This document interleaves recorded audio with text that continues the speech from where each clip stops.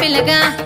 ఓ పిల్లగా యహో పిల్లగా వెంకటేశు చూడకపోతుంటావో కానకపోతుంటావో నా పిల్లగా వెంకటేశు చూడకపోతుంటావో కానకపోతుంటావో